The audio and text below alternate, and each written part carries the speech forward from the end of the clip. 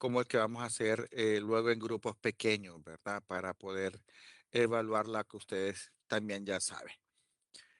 Entonces, solamente vamos a ver ciertos conceptos que nos quedaron pendientes de la semana pasada en relación al concepto de parentesco. No sé si alguien más tiene alguna consulta, tiene alguna pregunta en relación a el examen, a los temas que hemos abordado hasta este momento.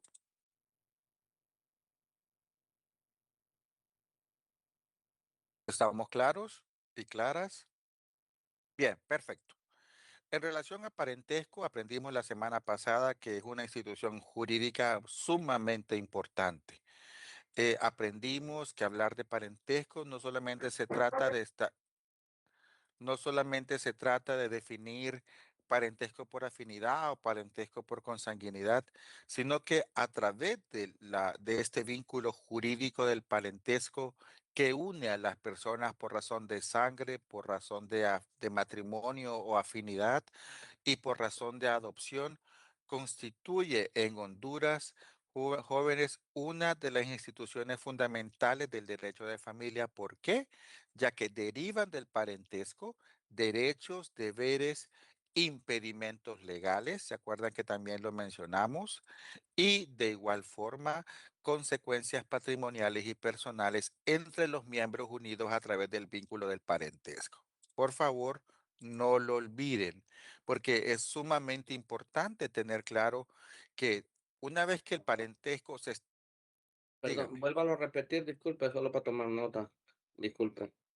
Les decía que el parentesco como institución jurídica es una figura sumamente importante, ¿verdad?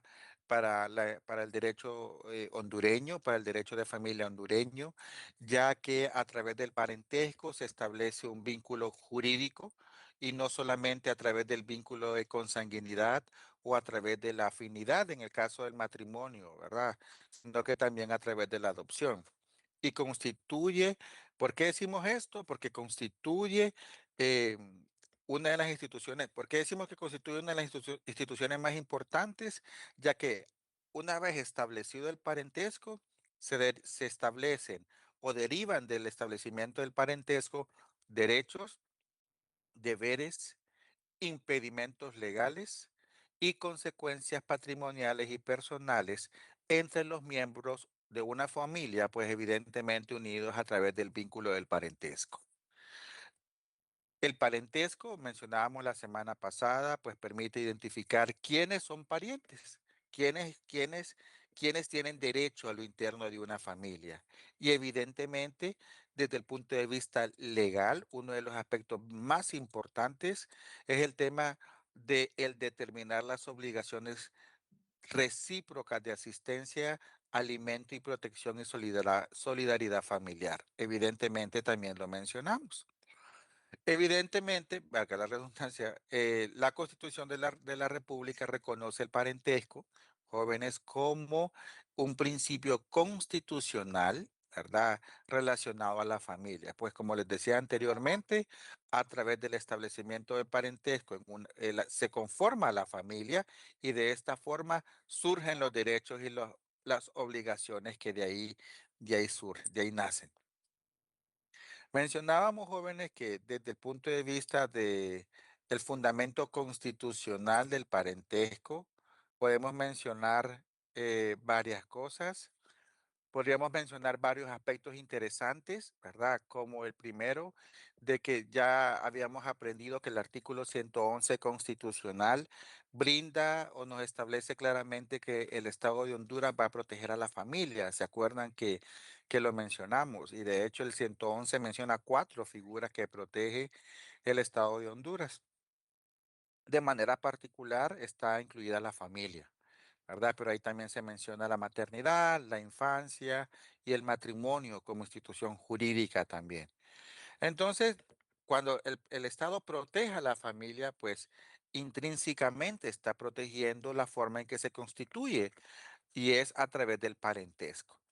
De igual forma, se menciona desde el punto de vista constitucional una especie de igualdad de los hijos, una igualdad jurídica de los hijos, porque mencionamos que Actualmente el Código de Familia no establece ninguna distinción entre hijos nacidos dentro o fuera del matrimonio y lo único que establece es la obligatoriedad del reconocimiento, ¿verdad? Y esto en apego no solo a la Constitución, al propio Código de Familia, sino también a otras leyes vigentes, como es el caso de la Ley de Maternidad y Paternidad Responsable, que establece la obligación de que toda niña y un niño y adolescente tiene que tener los nombres y los apellidos que establecen su pertenencia a un núcleo familiar.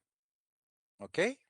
Y evidentemente, cuando la gente establece, cuando va al Registro Nacional de las Personas e inscribe a la niña o al niño, automáticamente se establece una figura jurídica que se conoce como filiación, ¿verdad? Ahí se establece quién va a ejercer la paternidad y quién va a ejercer la maternidad.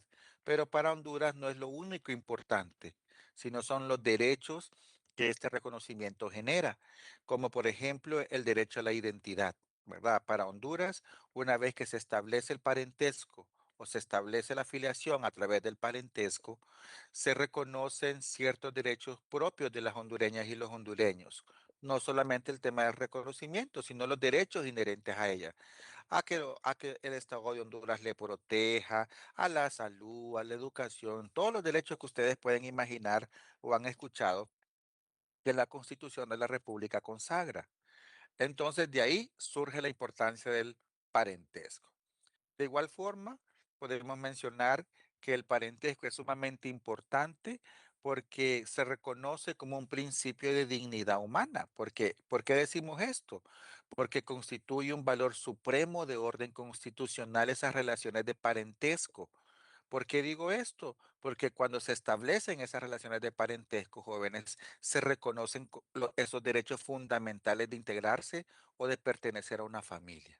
Es un derecho reconocido por la Constitución, es una figura protegida por la Constitución y por ende, pues evidentemente destaca esa importancia o ese principio de dignidad humana que está asociado directamente al parentesco.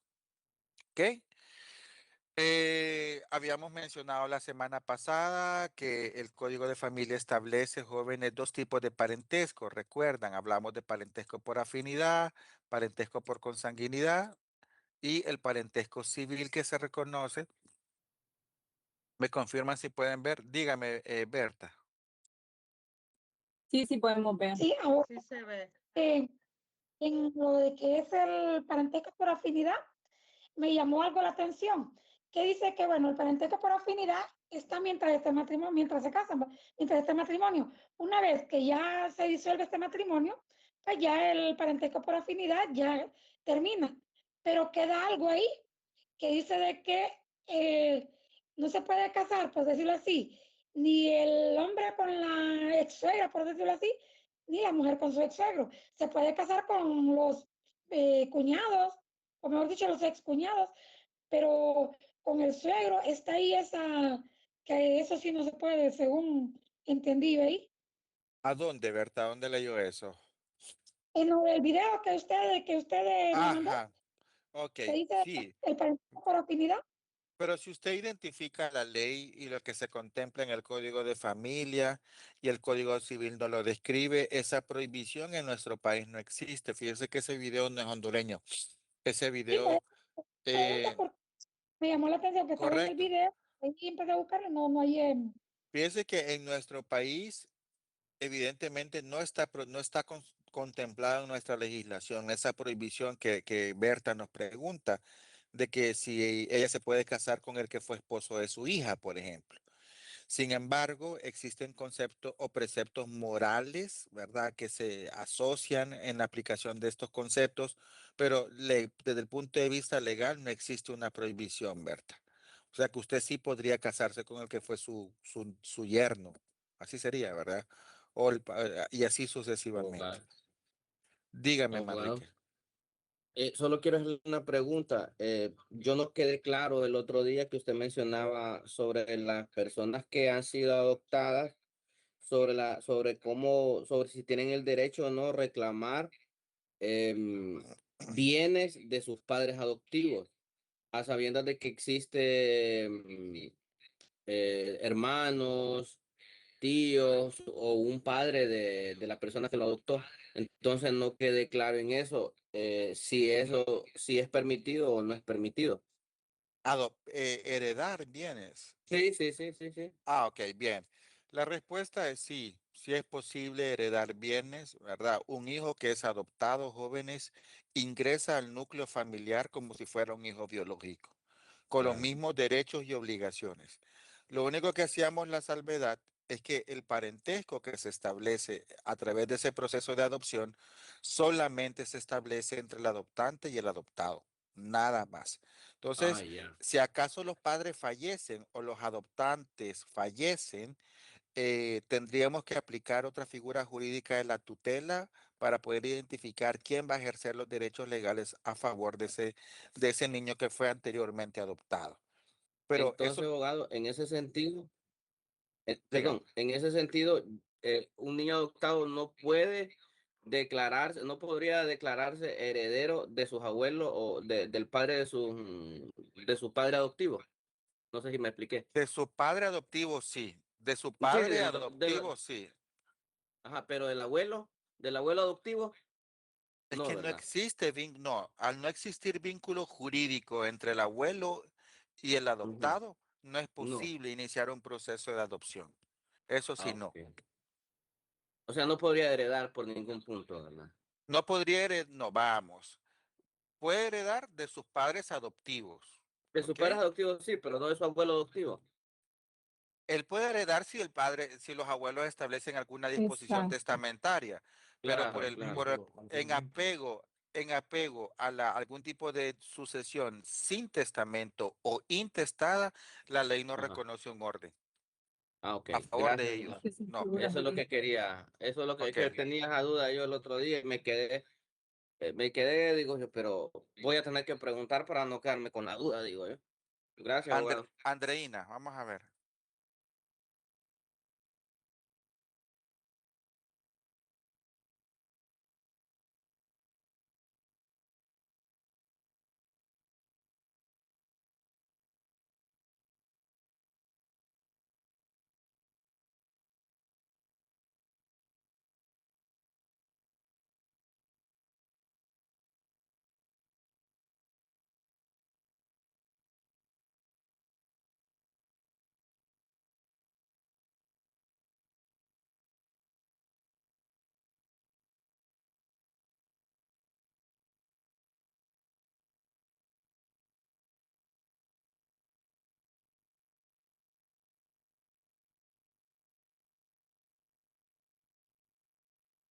Sí, bien, correcto. Ahí hay que hacer correcciones.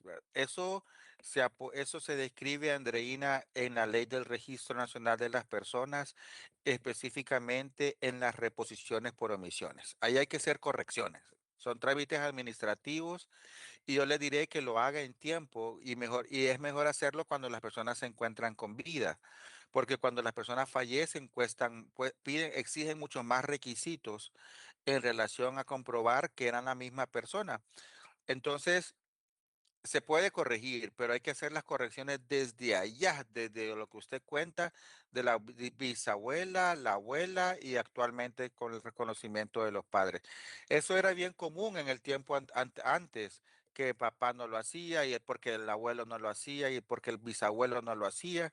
Entonces era un problema y con eso se vulnera los derechos que las niñas y niños tienen a ese reconocimiento.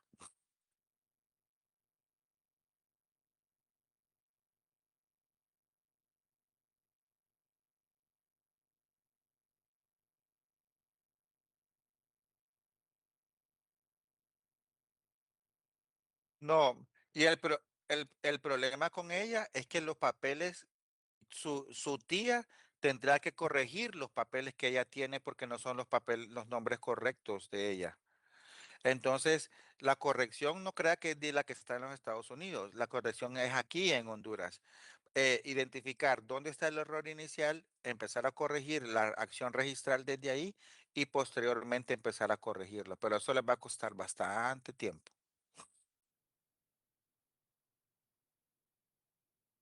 No, no es necesario. Bueno, si las personas se encuentran con vida, solamente el registrador civil solicita medios de prueba que se presentan y se abordan, pero si están con vida, es mucho más fácil, como le digo, hacerlo con vida.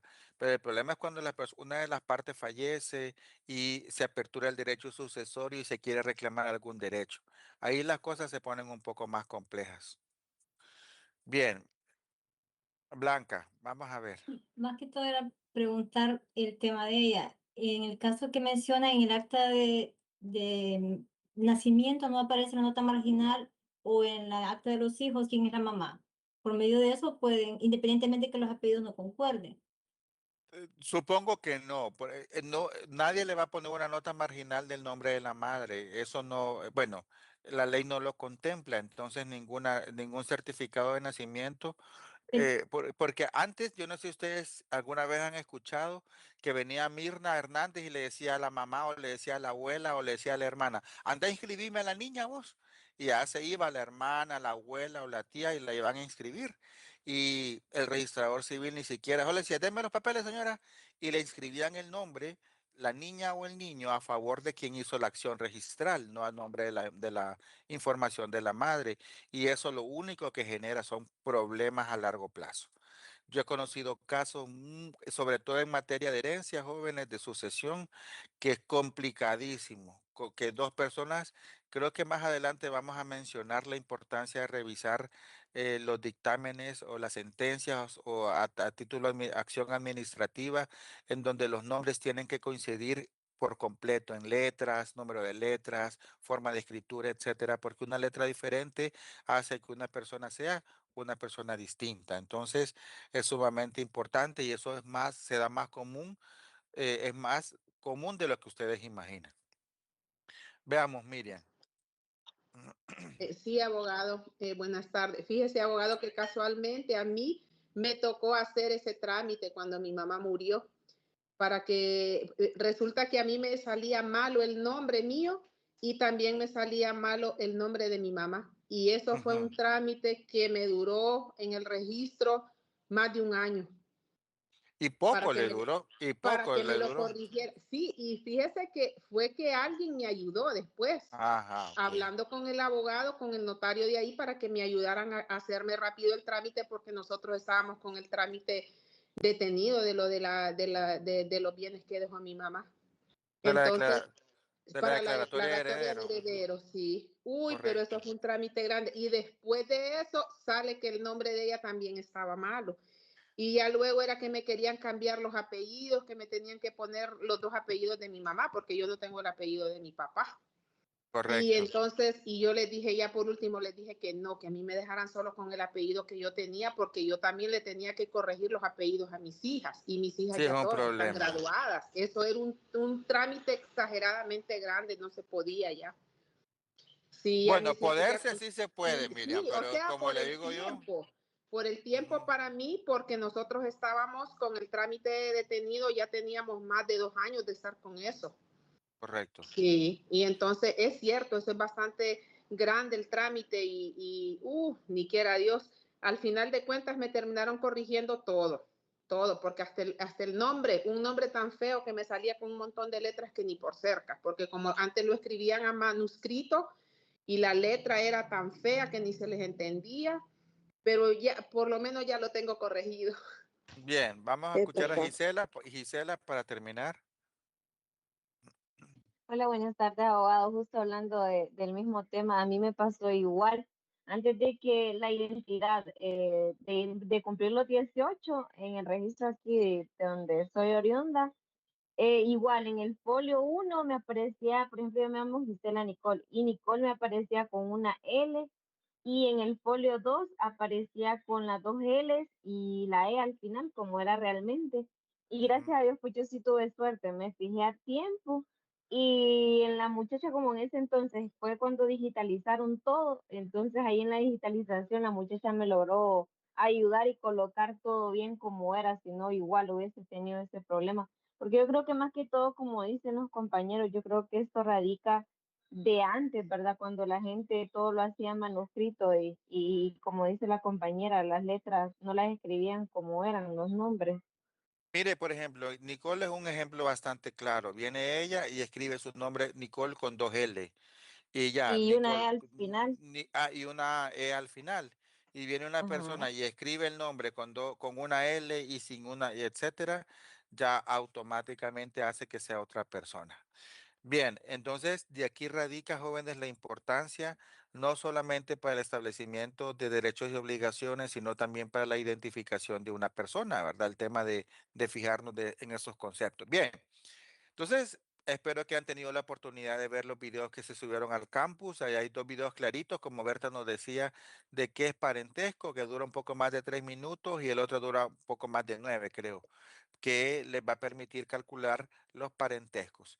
¿Qué es importante en el derecho, jóvenes? Primero, sobre todo en derecho de familia, tener claro que nos interesa saber qué parientes están integrados hasta el cuarto grado de consanguinidad y segundo por afinidad. Como les decía anteriormente, la ley establece prohibiciones, la ley establece exacerbantes, atenuantes para efectos del concepto de parentesco. Y una vez que el parentesco se establece, también quiero que recuerden que se generan importantes consecuencias jurídicas, como cuáles, como la obligación alimentaria, si se las pregunto para que ustedes se las aprendan. Entonces, ¿qué consecuencias jurídicas se establecen una vez que se establece, se define el parentesco entre dos o más personas? Como les decía, la obligación alimentaria, el derecho sucesorio, los impedimentos para contraer matrimonio, también el tema de derechos y deberes para formar a los niños, para crecerlos, o que la gente le llama para poder criarlos. Entonces, esto solamente para mencionarles algún par de las consecuencias jurídicas en relación a parentesco. Entonces, el código de familia establece los tipos de parentesco. Recuerden que existe el consanguinidad por afinidad y el parentesco civil que nace a través de la adopción. Y como mencionábamos anteriormente, solo surge o solo se establece entre el adoptado y el adoptante. Ya mencionamos que la consanguinidad, como su palabra lo establece, hace algún tipo de relación a través de los vínculos de sangre, ¿verdad? Y los de afines o los parientes por afinidad establece un vínculo entre los cónyuges, ¿ok?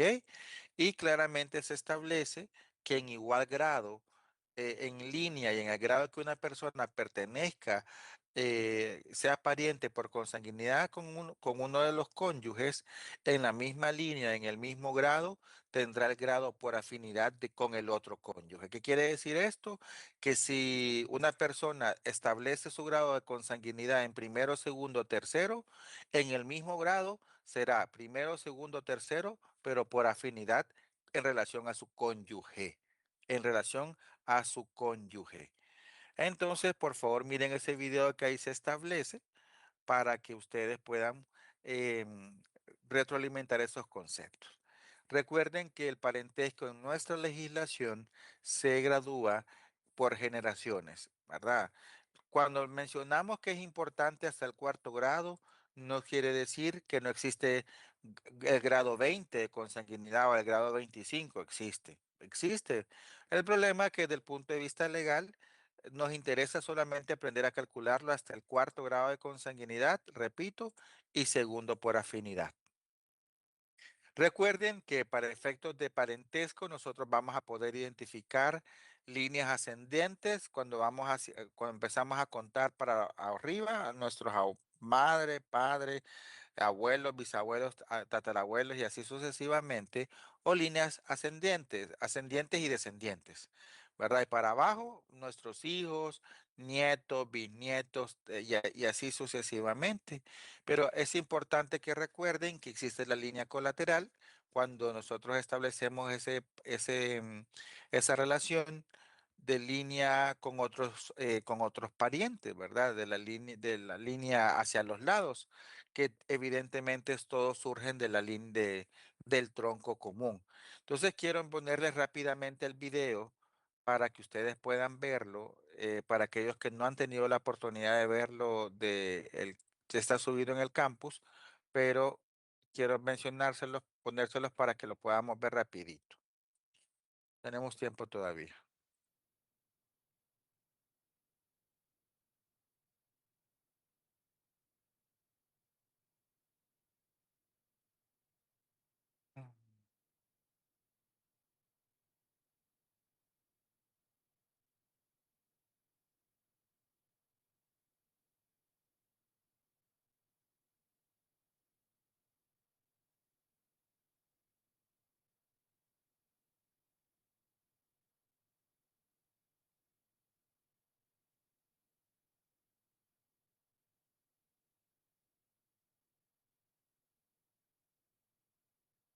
Bien, me confirman, por favor. Vamos a ver este video para aquellos que no lo han visto.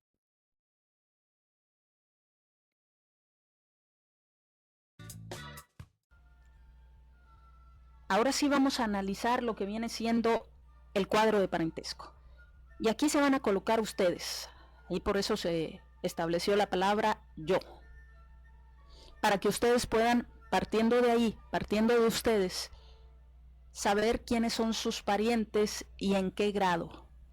Yo voy a utilizar la línea paterna. Ustedes ya en sus ejercicios pueden hacerlo línea materna, como ustedes quieran. Primero tenemos a los parientes consanguíneos en línea recta, que son aquellos que descienden unos de otros. Tenemos la línea recta ascendente, que es la que liga a una persona con su progenitor o tronco común. ¿Quién nos procreó? Nuestros padres. Acuérdense que vamos a utilizar en este caso la línea paterna. Entonces, nuestro padre. Empezamos pues la línea recta ascendente para ligarnos a nosotros con nuestro progenitor o tronco común. Los grados se cuentan por el número de generaciones. Aquí tenemos 2 generaciones y nos dice la ley excluyendo al progenitor. Tendríamos que excluir pues a nuestro papá. Yo les recomendaría, así lo hago yo, que se excluyan ustedes. Es más fácil que nos excluyamos nosotros y ya nada más contemos el número de generaciones o de personas para tomar en cuenta los grados. Pero es como ustedes quieran. Si lo quieren hacer como marca la ley, adelante. Si lo quieren hacer como les digo yo, está bien. De todas maneras nos da el mismo grado. Entonces aquí, nuestro padre es pariente en línea recta ascendente, quitándome a mí, en primer grado. ¿Quién procreó a nuestro papá? Nuestro abuelo. ¿Cuántas generaciones hay ya? ¿O cuántas personas? Quitándose a ustedes, 2. Por lo tanto, nuestro abuelo es pariente en línea recta ascendente en segundo grado. ¿Quién es el padre de nuestro abuelo? Nuestro bisabuelo. ¿En qué grado es pariente? En tercer grado. ¿Quién es el padre de nuestro bisabuelo? Nuestro tatarabuelo. ¿Cuál sería el grado que corresponde? El cuarto. Y hasta ahí terminamos. Porque la ley nada más reconoce a los parientes hasta el cuarto grado. Se puso en blanco la Ahora pantalla. vamos a la línea recta, pero descendente. Ya. Ya. ¿Cuál es esta? Es la que liga al progenitor con los que de él proceden. Y en este caso estoy yo. ¿Cuál será mi primer pariente en línea recta descendente? Mi hijo. ¿Cuántos grados? Quitándome a mí, una sola persona o una sola generación. Entonces, mi hijo, al igual que mi padre, es pariente en línea recta, pero en este caso descendente, en primer grado. El hijo de mi hijo es mi nieto. Espero que ustedes también lo vayan resolviendo mentalmente. ¿Cuántas generaciones o personas hay quitándome a mí? 2. Entonces mi nieto es pariente consanguíneo en línea recta descendente en segundo grado. El hijo de mi nieto es mi bisnieto. ¿Cuántos grados? 3. Y finalmente el hijo de mi bisnieto será mi tataranieto, pariente consanguíneo en línea recta descendente en cuarto grado. Ahora vienen los parientes colaterales. Son aquellos que no descienden unos de otros, pero proceden de un progenitor o tronco común. En la línea colateral los grados se cuentan por el número de generaciones subiendo por una de las líneas y descendiendo por la otra, o por el número de personas que hay de uno al otro lado de los extremos que se consideran, excluyendo la del progenitor o tronco común. Aquí esto es lo que menciona la ley. Ustedes pueden hacer lo que yo hago, que para sacar los grados mejor se excluyan a ustedes. Vamos a ver al primer pariente colateral. El hijo de su bisabuelo es su tío abuelo, que es el primer pariente colateral que vamos a analizar. Fíjense cómo se cuentan los grados, por el número de generaciones. Ya habíamos estudiado que a partir de mí, y contando a mi papá, abuelo y bisabuelo, van 3 generaciones o 3 personas, excluyéndome a mí. Y ya llegando al bisabuelo, me desvío a la línea colateral, ya no sigo en la línea recta, para tomar en cuenta a mi tío abuelo. Entonces, ¿cuántos grados hay? 3 más mi tío abuelo, 4. Por lo tanto, mi tío abuelo es pariente colateral mío en cuarto grado. Porque nos dice, hay que subir por una de las líneas, que es la línea recta en este caso, y descendiendo por la otra, que es en el momento en que nos desviamos. Por eso se les llama parientes colaterales, porque están a los lados. En este caso hay un progenitor común que es nuestro bisabuelo. Ana se siente cansada e inflamada. Fer se siente bien tomando Metamucil todos los días. Fibra 100% natural que se gelifica, atrapa y elimina residuos digestivos. Mejora tu salud digestiva con Metamucil. Venus consiente tu piel, dejándola suave y hermosa por más tiempo. Venus. El hijo de tu abuelo, que no es tu papá, ¿quién es? Tu tío. Vamos a contar las generaciones o personas que hay excluyéndonos. Está el papá, el abuelo y el tío. Del papá al abuelo tenemos 2 grados, más en el que nos desviamos a la línea colateral y agregamos al tío, es pariente en tercer grado. ¿Cuál es nuestro progenitor o tronco común? En este caso, el abuelo. Es el que nos liga. El hijo de tu tío es tu primo. ¿Cuántos grados hay? ¿O cuántas generaciones? Está el papá, el abuelo, nos desviamos a la colateral para agregar al tío, que ya veíamos que es en tercer grado, y el primo será pariente en cuarto grado. Vamos ahora con el pariente colateral en grado más próximo que hay. ¿Quién es el hijo de tu papá que no eres tú? Tu hermano o hermana. ¿Cuántas personas hay tomando en cuenta al progenitor común, que es, en este caso, nuestro papá? Está mi papá y está mi hermano, 2 personas. O si haces caso a lo que establece la ley, excluyes al progenitor común, que es nuestro papá, y contamos a mi hermano y nos contamos a nosotros, ya son 2 personas. En cualquiera de los 2 casos da 2 personas. Por lo tanto, nuestro hermano es pariente colateral en segundo grado. Es el grado más próximo que hay en la línea colateral. En línea colateral no tenemos parientes en primer grado. Ahora bien, el hijo de tu hermano es tu sobrino. ¿Cuántos grados hay?